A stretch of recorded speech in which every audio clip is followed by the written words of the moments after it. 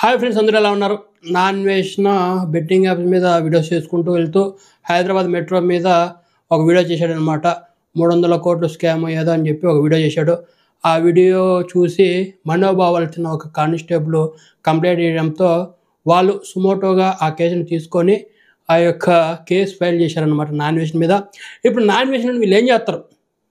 Police స్టేషన్కి తీసుకుపోతారా, లేకపోతే direct కోర్టులో ప్రవేశపెడతారా, లేకపోతే జైలుకి తీసుకుపోతారా, లేకుంటే పోలీస్ స్టేషన్ తీసుకుని కుమ్మేస్తారా అనే దాని గురించి డిస్కస్ చేద్దాం. Let's start our today's video.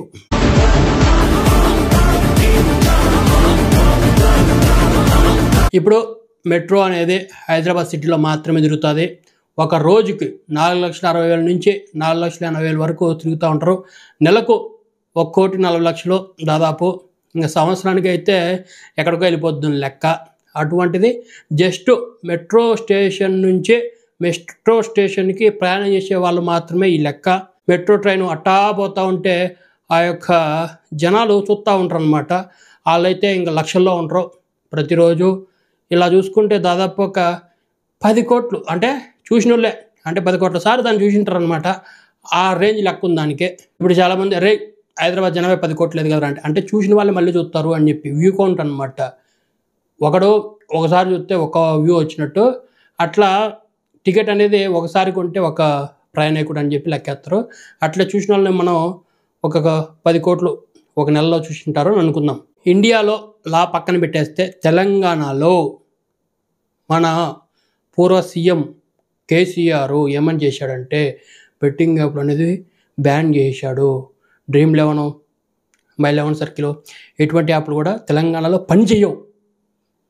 అటువంటి చాలా స్ట్రిక్ట్గా ఫాలో అయ్యాడనమాట కేసీఆర్. ఆ టైంలో ఇటువంటి ఏం రాలే. ఆ టైంలో ఇటువంటి ప్రమోషన్లు ఏం రాలే.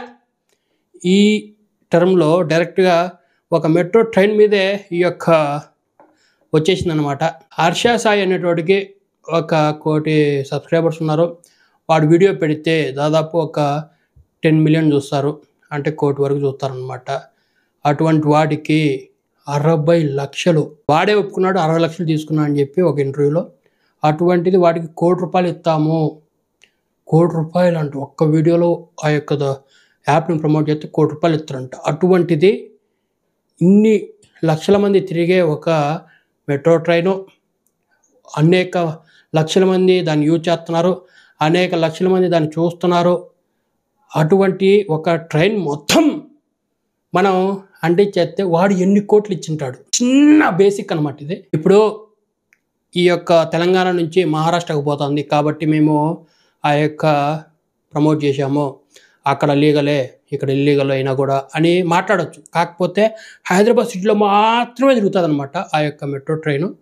సో తెలంగాణలో ఇది ఇల్లీగల్ దాన్ని వీళ్ళు ప్రమోట్ చేసినారు.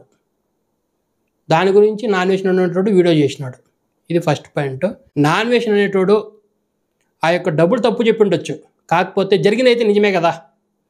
ఇప్పుడు ఒక బ్యాన్ అయిన దాన్ని ప్రమోట్ చేస్తే ఏమనాలి? ఎవడు ప్రశ్నించాలి? ఎవడు దాని గురించి క్వశ్చన్ చేయాలి? ఇండియాలో ఉండేవాడికి ఎవడికి దమ్ములు ధైర్యం లేదు కాబట్టి ఆడ మాట్లాడుతున్నాడు. ఇప్పుడు ఈ కానిస్టేబుల్ మనోభావాలు దెబ్బతిన్నాయని చెప్పి కేసు పెట్టాడు.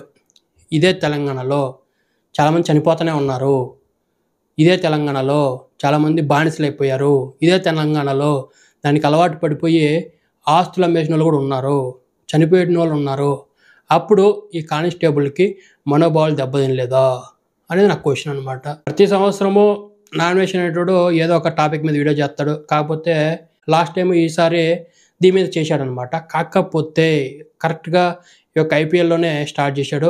ఆల్రెడీ అలవాటు ఉన్న వాళ్ళు మానకపోవచ్చు, కానీ కొత్తగా స్టార్ట్ చేసేవాళ్ళు తగ్గిపోయి ఉంటారు. నా అన్వేషణ అనేటోడు స్కామ్ అని చెప్పి వీడియో చేశాడు. దానికి మనోభావాలు దెబ్బతిన్నాయని చెప్పి వాళ్ళు కేసు ఫైల్ చేశారు. ఇదంతా ఓకే. ఇది ఎంత సిల్లీగా ఉంటుందంటే, ఇప్పుడు కాళేశ్వరం ప్రాజెక్ట్ ఉంది, 1,00,000 కోట్ల స్కాము అని చెప్పి రేవంత్ రెడ్డి చాలాసార్లు అన్నాడు. మన జగన్మోహన్ రెడ్డి 1,00,000 కోట్లు అవినీతి చేశాడు అని చెప్పి చంద్రబాబు నాయుడు చాలాసార్లు అన్నాడు. కాకపోతే వాళ్ళు కేసులు ఫైల్ చేసుకోలేదేందో నాకు అర్థం కాదనమాట. ఇప్పుడు వాళ్ళకే లేనప్పుడు మీకెందుకు నొప్పి అని చాలామంది అంటూ ఉంటారు. ఇప్పుడు 1,00,000 కోట్ల స్కామ్ అంటే అది మామూలుది కాదు. ఇప్పుడు రేవంత్ రెడ్డి అధికారంలోకి వచ్చినాడు. ఈ 1,00,000 కోట్ల స్కామ్ ఏందని చెప్పి కేసీఆర్ మీద కేసు ఫైల్ చేయాలి కదా, చేయలే. ఇప్పుడు 1,00,000 కోట్లు దొబ్బేసినాడు అని చెప్పి జగన్మోహన్ రెడ్డిని చంద్రబాబు నాయుడు ఎన్నిసార్లు అంటాడు. 1,00,000 కోట్ల అవినీతి అని చెప్పి చంద్రబాబు నాయుడు ఎన్నిసార్లు జగన్మోహన్ రెడ్డి మీద చేశాడు. జగన్మోహన్ రెడ్డి చంద్రబాబు నాయుడు మీద కేసు పెట్టలేదే. ఇది ఆరోపణలు చేస్తారు కానీ నిరూపించలేరు అని వాళ్ళకు కూడా తెలుసు. కాకపోతే జస్ట్ ఆరోపణల వరకే ఉంటాయి.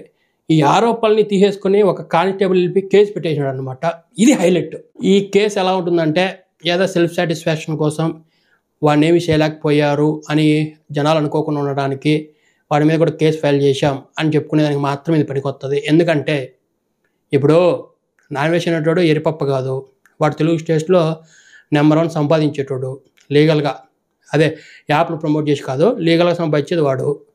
ఇప్పుడు ఒక వీడియో చేస్తే వాడికి మినిమం 10 లక్షలు వస్తాయి, అది ఒక రేంజ్కి పోతే.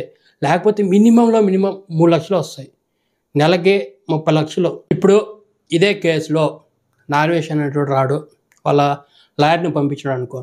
లాయర్ ఏమని అడుగుతాడు, ఈ కేసు దేని మీద, పలానా ఒక యాప్ని వీళ్ళు ప్రమోట్ చేసినారు, ఆ యాప్ని ప్రమోట్ చేయడము నేరము, అంతేకాకుండా అది ఇల్లీగలు, దాన్ని వీళ్ళు ప్రమోట్ చేసినారు కాబట్టి మీరు ఏం చేయాలి అంటే మా వాడు చెప్పింది కరెక్ట్ కాకపోవచ్చు, డబ్బులో దాని మీద ఎంక్వైరీ వేయండి తెలుసుకుందామని చెప్పి లాయర్ అంటాడు అనమాట. అంటే ఇన్ని లక్షలు సంపాదించేటోడు ఎర్రిపప్ప లాయర్ని పెట్టుకోడుగా, కామన్ సెన్స్. ఆ పక్కన ప్రభుత్వ ఉద్యోగి నుంచి వచ్చినటువంటి ఏ లాయర్ అయినా సరే పడిపోతాడు. మినిమం ఉంటుంది. బొక్కబడేది ఎవరికి, మళ్ళీ పోలీసులకే. ఇప్పుడు ఇది ఇల్లీగల్ది ప్రమోట్ చేయించినారు, ఎందుకు చేయించినారు అని చెప్పి జడ్జి ఏమన్నా పప్పన అడుగుతాడు కదా, దీని మీద ఒక విచారణ జరపండి అంటే అయిపోయి. అంటే న్యాయ వ్యవస్థ గురించి, లాయర్ల గురించి ఇవన్నీ కొంచెం అవగాహన ఉంది కాబట్టి జరగబోయేది మనం చెప్తున్నాం అనమాట. వీడు బెప్పం కాదు, బాగా డబ్బులున్నాడు, ఒక లాయర్ని పెట్టుకుంటే ఇదే జరుగుతుంది. సో వాడు చెప్పింది తప్పు అంటున్నారు కదా, నిజమేందో చూసుకుందామని చెప్పి ఒక ఎంక్వైరీ వేసి పాట తిప్పితే అప్పుడు బొక్కేవరికి, పోలీస్ డిపార్ట్మెంట్కి, ఆ యొక్క ప్రమోట్ చేసిన ఆ వ్యక్తికే. ఇప్పుడు ఇల్లీగల్ దాన్ని ప్రమోట్ చేయడం అయ్యిందో వాళ్ళకే తెలియాలా, అలా ఐఏఎస్లు ఐపీఎస్లు అంటే ఆ యాప్ యొక్క ఇన్ఫర్మేషన్ నేను చెప్పట్లేదు కానీ ఎన్నో మనీ లాండరింగ్ కేసులు ఎన్నో దేశాల మీద ఉన్నాయి.